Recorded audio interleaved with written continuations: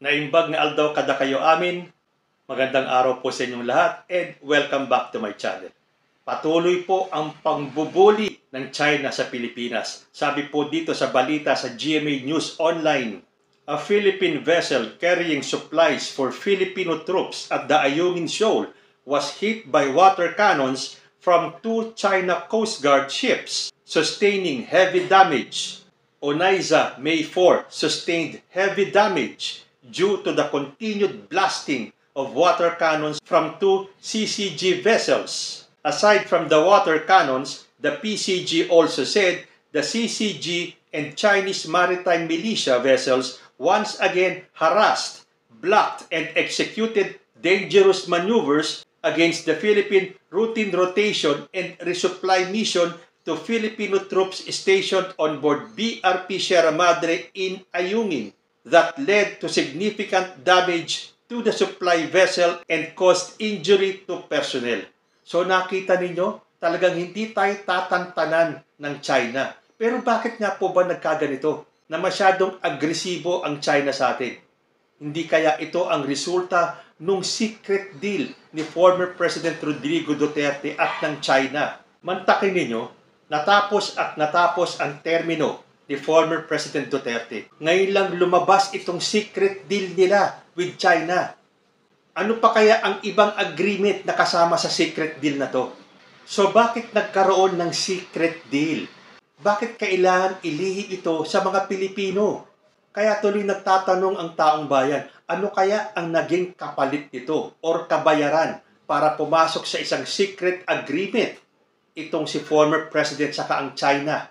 Pero ang sabi po ng Philippine side, the Philippines will not be deterred by veiled threats or hostility from exercising our legal rights over our maritime zones, including Ayungin Shoal, which forms part of our EEZ and continental shelf.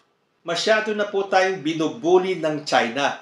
Pero itong mga pro-China ay pinagpipilitan na tayo pa daw, Pilipinas pa daw ang nampo-provoke sa China. Nako, alam nyo, ako nahihiya sa sinasabi ng mga pro-China na to. Kayo ay mga taksil sa bayan. Tulad po nitong si Harry Roque. Pakinggan po natin itong kanyang sinabi. Tayong mga Pilipino ang nagpo-provoke. O bakit pa sinasabi nagpo-provoke? Talaga naman po may agreement na status quo. So hanggang hindi tayo magpapadala ng repair materials sa Sierra Madre, hindi nila pipigilan. Pero nangyari po, kaya tayo nawa-water cannon, talaga nagdadala sila ng repair materials. Alam naman nila na kapag may repair materials, talagang hindi tayo papapasukin. Pero paulit-ulit nilang ginagawa. Bakit? Kasi nga gusto nila na talagang ang China maging mas aggressive. Para pag naging mas aggressive ang China, sasabihin natin, Uncle Sam, tulong, Mutual Defense Treaty. Pero nga po. Nako, Harry Roque, hindi ba kayo kinikilabutan sa sinasabi ninyo? Pero mabuti na lang po na kahit na may mga gantong mga taong tulad ni Harry Roque at nung kanyang mga kaalyado na mga pro-China, marami pong mga Pilipino ang handang lumaban at ipagtanggol ang Pilipinas laban sa China. Sabi po dito sa balita, may kasabihan tayong mga Pilipino na kapag puno na ang salok, dapat nang kalusin. At punong-puno na ang lahing kayumanggi sa panggagago ng China sa Pilipinas, partikular na sa West Philippine Sea.